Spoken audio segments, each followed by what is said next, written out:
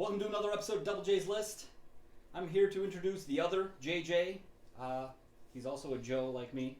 Anyway, he's my resident tire expert. I don't do research on tires anymore. I just call him. He's here to talk about these new Kumhos. I don't even know what they're called. It's some sort of a code. He's really good at it. He autocrosses. He's really experienced with this. And he really wants to talk about these tires, and I think we should let him. So without further ado, here's Joe. All right, hi today, viewers. I'm JJ, and JJ number 2. And quick introduction for myself. I am a pretty big car enthusiast. I daily drive a 2016 STI, and I autocross a Mazda RX-8. If you don't know what autocross is, it's basically the lowest level of motorsport, and we do a lot of driving around parking lots and airstrips, dodging cones. It's a good time. If you want to get into it, you can join the Facebook group for the Western New York SCCA. But what I'm here to mainly talk to you about today is tires. Now, with any motorsport, tires are the main thing that is going to make you win or make you lose. It's the only thing that's connecting you to the pavement. In the world of autocross, there is a war going on at the 200 treadwear class of tires. Now, these tires are generally the grippiest tires that are available on the street. 200 treadwear tires are tires, the minimum amount of treadwear that a number of classes in autocross can perform at. You go any lower and you in treadwear, and they are not class legal for street classes and street touring classes. Then you start getting into slicks, and that's a whole different beast in and of itself. So this year, Kumho Tire has come out with a new competitor in the 200 treadwear war. This is the Kumho Ecsta V730. This tire supersedes their previous tire, the Kumho Ecsta V720, which had a lot of issues delaminating, which means this center section here was ripping itself apart, and that tire quickly fell out of favor. But Kumho also had another tire at the same time called the V720 ACR. This tire was only available on the Dodge Viper ACR. I forget the exact year. I think it's the 2016 Viper, 2016 or 2017. And that tire was considered one of the best autocross tires ever. Its grip level was just head and shoulders above any of the other tires out there. Now, is this tire going to be like that ACR or like the V720 standard version? I don't know yet. But the design of this one looks almost exactly like the ACR. Whether the compound is the same, I've heard that it's not, but I don't have confirmation one way or another of that. But let's start getting into talking about the actual design of this tire. So, this tire is pretty much, it's sacrificed any kind of wet weather grip in favor of getting ultimate dry grip. So these two channels here are the primary ways that the tire is going to evacuate water.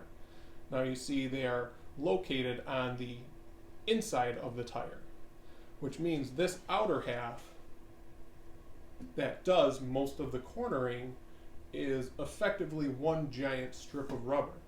Especially even these particular sipes here are only 2 to 3 30 seconds deep, where the rest of the tire is about 8.5 30 seconds deep. So before half of this tire's life is over, this whole outside is effectively going to be a slick. Now, that spells very good things for dry performance, because if you're getting all this grip with no tread blocks to flex, anything like that, you're probably going to get the maximum grip out of the compound.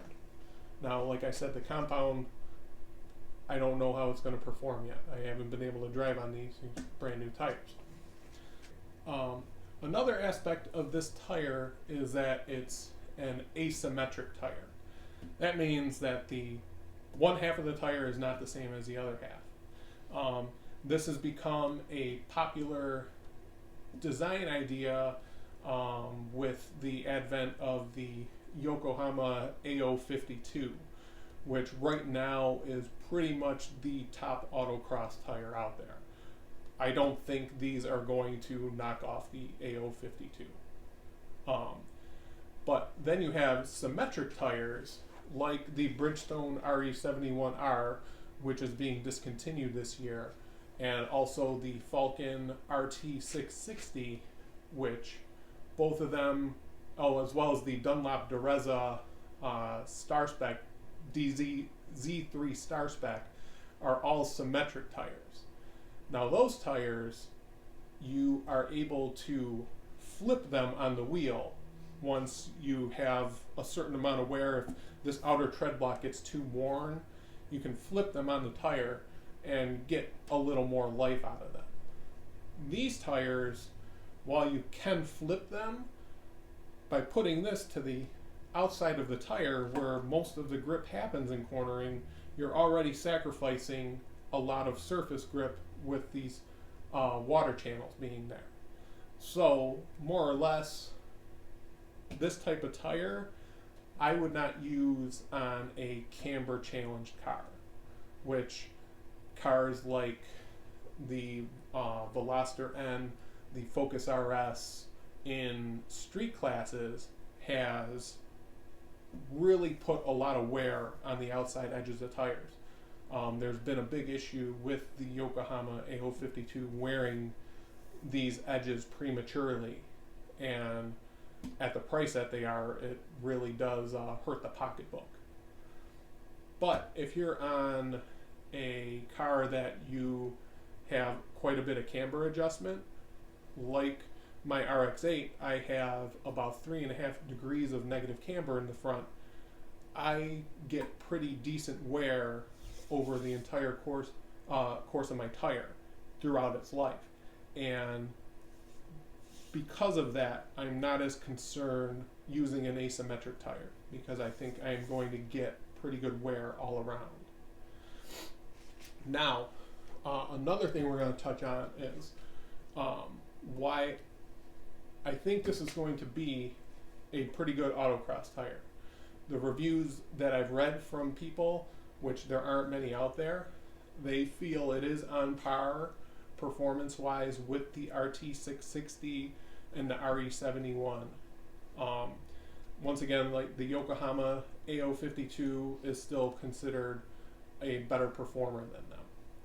Now, one of the bigger differences between the Yokohama AO52 and this tire is its full width. Now, a 255/40/17 of this Kumho, as measured by Tire Rack, has a width of 8.9 inches. The same Yokohama AO52 in a 255/40/17 has a full half-inch additional width. It's approximately 9.4 inches. Now, they're both 255 tires, but tire companies seem to get very creative with their numbers. So, while this tire might be narrower and have less overall tread width, this tire is probably going to have a better feel because this is on a class limited wheel. I'm limited to 9 inches of width. If I was able to run a wider tire or a wider wheel, I could then maybe feel that a Yokohama could then attain the same level of feel as this is probably going to. While this tire I think is going to be great for autocross, I really don't plan on driving it too much on the street. I do feel that this tire is going to have aquaplaning issues, and while on most dry autocross days that's not going to be an issue for me, but on the street, getting caught in a rainstorm, driving on a highway in a sub 3,000 pound car with an aggressive alignment, it's not a recipe for a good time. So I am going to discuss why I think this is bad for the road, and once again it just comes down to these sights that are incredibly narrow or incredibly shallow. They're going to wear out, and this whole tire is more or less going to be a slick with 2 water channels before half of its life is over. Now, in comparison, I want to bring up what I do drive on the street, and that is a Yokohama Advent Apex V601 tire. Now, right off the bat, there's a couple of things you can see. It has 3 water channels, which are all much bigger than the water channels that are on the Kumho. These outer channels here, here, and here are also the whole depth of the tire, as opposed to those lighter channels on the other ones that are only about 2 to 3/32 seconds. So even as this tire wears, besides losing the overall depth of aquaplane prevention, you are still going to have aquaplane prevention all the way across the tire. How the water is going to flow from when it's new to when it gets worn down, it's going to flow the same way. It's just not going to be able to flow as much. So this tire, in that regard, is going to be far better for street driving and obviously wet weather driving. As an autocross tire, obviously, I'm losing quite a bit of grip because of all this extra surface here. But as far as I use these as a rain autocross tire, and they're pretty good. They're not as great as the Michelin Pilot Sport 4S or the Continental Extreme DW, but they're also a lot cheaper, which brings us back to the Kumho. Now, the Kumho is in 255/40/17. These tires cost me $604 plus tax from the tire rack. In comparison, the Falcon RT660 is only about $40 more. So if I was comparing a symmetric to an asymmetric tire, and if these pan out to be as grippy as the Falcons, that more or less I think will come down to a preference. That's not a huge difference. But if you want to go big and buy the Yokohamas, it's quite a big step increase. It's about $280 more for a full set of those tires in this particular size. Obviously, whether you're a 15-inch wheel or an 18-inch wheel, those prices could vary in a smaller amount or a much greater amount. You start getting into 18-inch size and the prices will really start skyrocketing from there. So, in conclusion, is this tire going to be the greatest thing ever? Honestly, I don't think so. I'm more or less trying this because I like trying new things. But I do think that Kumho learned their lesson from the V720 and the V720 ACR, and hopefully they took the best points from that and put it into this tire, and hopefully this becomes a solid bargain of an autocross tire for many of us out there who like to drive, like to autocross, but don't like spending a whole lot of money. Hopefully in time, Grassroots Motorsports does a tire test every year that they publish with quite a bit of actual data as far as times on the same cars versus other tires. I'm expecting this to be one of the competitors, along with the Nankang CR1, and I would definitely keep my eye out for when that comes out, usually sometime in April. So that's pretty much all I got today. Hopefully, if you like what I had to say, give us a like, comments,